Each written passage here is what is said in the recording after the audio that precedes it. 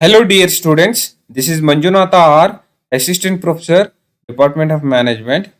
I am teaching you Export Management of 5th semester BBA, which comes under Mangalore University. ಪ್ರೀತಿಯ ವಿದ್ಯಾರ್ಥಿಗಳೇ, ನಾವು ಇಂದಿನ ತರಗತಿಯಲ್ಲಿ ಏನನ್ನ ಕಲ್ತೀವಿ ಅನ್ನೋದನ್ನ ಒಂದ್ಸಲ ರಿವೈಸ್ ಮಾಡೋಣ. ನಾವು ಇಂದಿನ ತರಗತಿಯಲ್ಲಿ we had discussed about benefits of international trade for the nation. ಹೇಗೆ ಇಂಟರ್ನ್ಯಾಷನಲ್ ಟ್ರೇಡ್ ಅಂತಾರಾಷ್ಟ್ರೀಯ ವ್ಯಾಪಾರ ಒಂದು ದೇಶದ ಆರ್ಥಿಕ ಅಭಿವೃದ್ಧಿನಲ್ಲಿ ಸಹಾಯ ಮಾಡುತ್ತೆ ಅನ್ನೋದನ್ನ ನಾವು ಇಂದಿನ ತರಗತಿಯಲ್ಲಿ ನೋಡಿದ್ವಿ. Session 3 is about benefits of international trade for business firm. Learning objectives ಏನಪ್ಪಾ ಅಂದ್ರೆ to make students familiarize with the basic concepts of international trade. ಈ ಸೆಷನ್ ಇನ ಔಟ್ಕಮ್ಸ್ ಏನಪ್ಪಾ ಅಂದ್ರೆ students will be able to understand the benefits of international trade for business firm. ನಾವು ಈಗ ಸಂಕ್ಷಿಪ್ತವಾಗಿ ಹೇಗೆ ಇಂಟರ್ನ್ಯಾಷನಲ್ ಟ್ರೇಡ್ ಒಂದು ಬಿಸ್ನೆಸ್ ಆರ್ಗನೈಸೇಷನ್ಗೆ ಉಪಯೋಗ ಅನ್ನೋದನ್ನ ಮುಂದಿನ ಸ್ಲೈಡ್ಸ್ ಗಳಲ್ಲಿ ನೋಡೋಣ. ಮೊದಲನೇ ಪಾಯಿಂಟ್, ಎಕ್ಸ್ಪ್ಯಾಂಡ್ ಯುವರ್ ಬಿಸ್ನೆಸ್. ಒಂದು ಬಿಸಿನೆಸ್ ಆರ್ಗನೈಸೇಷನ್ ಇಂಟರ್ನ್ಯಾಷನಲ್ ಟ್ರೇಡ್ ನಲ್ಲಿ ಭಾಗಿಯಾದಾಗ ಆಟೋಮೆಟಿಕಲಿ ಅದರ ವ್ಯಾಪ್ತಿ, ಮಾರ್ಕೆಟ್ ಶೇರ್ ಅಂತ ಏನಂತೀವಿ ನಾವು, ಅದು ಎಕ್ಸ್ಪ್ಯಾಂಡ್ ಆಗುತ್ತೆ. For example, any organisation if it does business locally, their customer base is very limited. When it enters into international market share also will be increased. At the same time, simultaneously, customer base also will increase. This is very important point. My dear students, you must note that customer base increase ಆದ ತಕ್ಷಣ ನಮ್ಮ market share ಕೂಡ, ಯಾವುದೇ ಒಂದು business organisation ನ market share ಕೂಡ ಜಾಸ್ತಿ ಆಗುತ್ತೆ. ಅದು ಬಿಸ್ನೆಸ್ ಆರ್ಗನೈಸೇಷನ್ಗೆ ಗ್ರೋ ಆಗ್ಲಿಕ್ಕೆ ಅಥವಾ ಅಭಿವೃದ್ಧಿ ಆಗ್ಲಿಕ್ಕೆ ಸಹಾಯ ಮಾಡುತ್ತೆ. ಎರಡನೇ point, international trade can boost your financial performance. ಯಾವುದೇ ಒಂದು ಬಿಸ್ನೆಸ್ ಆರ್ಗನೈಸೇಷನ್ ಇಂಟರ್ನ್ಯಾಷನಲ್ ಟ್ರೇಡ್ ನಲ್ಲಿ ಭಾಗಿಯಾದಾಗ financial position of that particular business organisations improves. ಹೇಗೆ ಇಂಪ್ರೂವ್ ಆಗುತ್ತೆ ಅಂದ್ರೆ, ಯಾವಾಗ ಪ್ರೊಡಕ್ಷನ್ ಜಾಸ್ತಿ ಆಗಿ ಸೇಲ್ಸ್ ನಾವು ಇಂಟರ್ನ್ಯಾಷನಲ್ ಮಾರ್ಕೆಟ್ ಅಲ್ಲಿ ಮಾಡ್ತೀವಿ, ಆ ಸಂದರ್ಭದಲ್ಲಿ ರೆವಿನ್ಯೂಸ್ ಕೂಡ ಇನ್ಕ್ರೀಸ್ ಆಗುತ್ತೆ.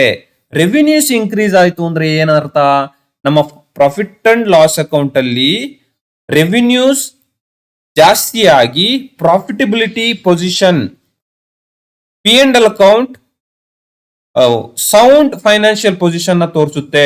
ಆ P and L account sound financial position ತೋರಿಸಿದೆ ಅಂದ್ರೆ business organisation financial performance is very sound ಅಂತ ಅರ್ಥ.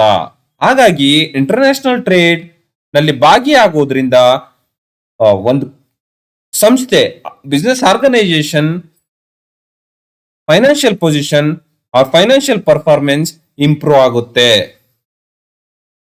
Diversification of risk.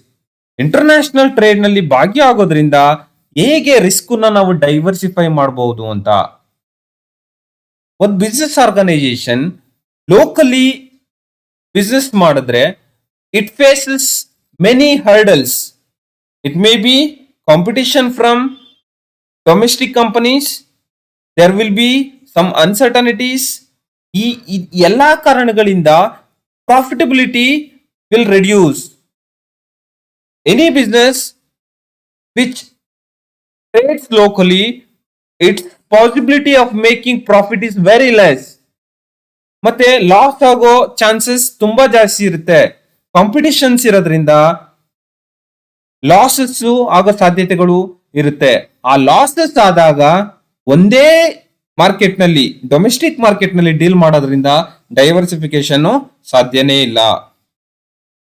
ಅದೇ ಇಂಟರ್ನ್ಯಾಷನಲ್ ಟ್ರೇಡ್ ನಲ್ಲಿ ಭಾಗಿಯಾಗೋದ್ರಿಂದ ಏನು ನಾವಿಲ್ಲಿ ಲೋಕಲ್ ಮಾರ್ಕೆಟ್ ಅಲ್ಲಿ ಲಾಸ್ ಆಗಿರುತ್ತೆ ಅದನ್ನ ಕಾಂಪನ್ಸೇಟ್ ಮಾಡಬಹುದು, ಆ ರಿಸ್ಕ್ ನಾವು ಕಡಿಮೆ ಮಾಡಬಹುದು, ಲಾಸ್ ಅನ್ನೋ ಒಂದು ಪದನ ಕಡಿಮೆ ಮಾಡಬಹುದು.